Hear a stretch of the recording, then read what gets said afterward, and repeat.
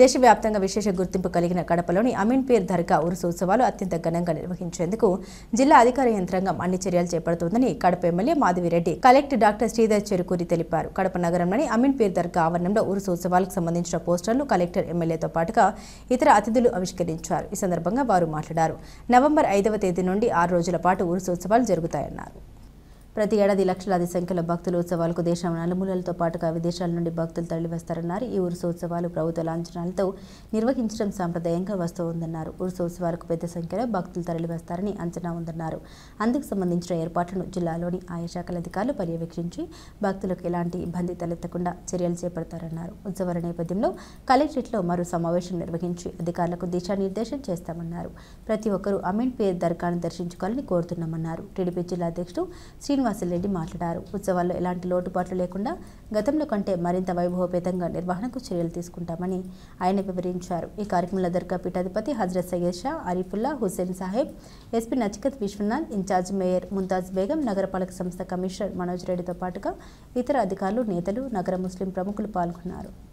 కడపకి తలమానికమైనటువంటి అమీర్పూర్ దర్గా ఉత్సవాలు 5వ తారీఖు నవంబర్ నుంచి మొదలవుతున్నాయి.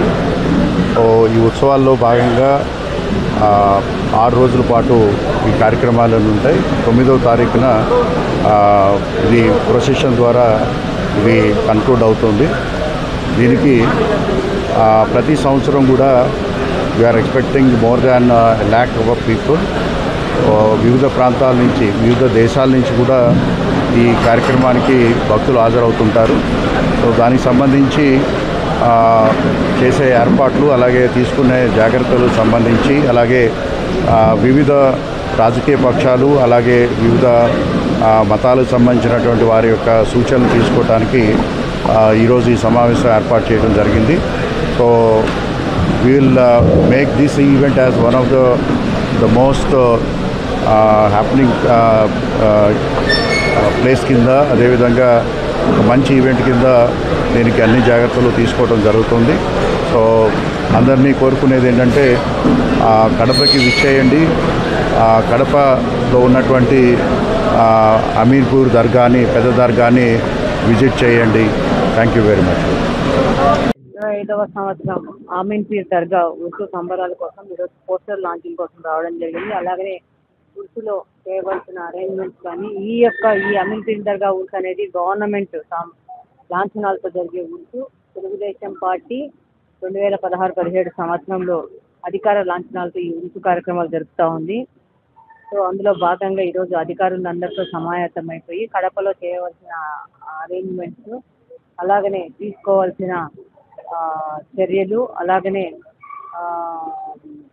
వివిధ ప్రాంతాల నుంచి, బయట నుంచి చాలా పెద్ద ఎత్తున లక్షల్లో ప్రజలు దర్గాను సందర్శించుకోవడానికి వస్తడం వల్ల వాళ్ళకి కావాల్సిన సెక్యూరిటీ అరేంజ్మెంట్స్ కానీ, ట్రాన్స్పోర్ట్ అరేంజ్మెంట్స్ కానీ, మిగతా అరేంజ్మెంట్స్ గురించి డీటెయిల్గా చర్చించడం జరిగింది. అలాగనే రేపు కలెక్టరేట్లు మళ్ళీ అధికారులతో ఒక సమావేశం జరగడం జరుగుతుంది.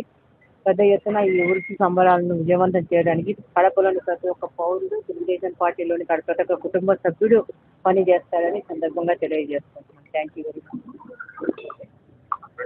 రేపు నెల 5వ తారీఖు కడప నగరంలో జరగబోయే అమీన్పీర్ దర్గా పెద్ద ఉరుసు కార్యక్రమం నభూతో నా భవిష్యత్ అనే రీతిలో మా ప్రభుత్వ ఆధ్వర్యంలో అధికారికంగా మేము జరపబోతున్నాం.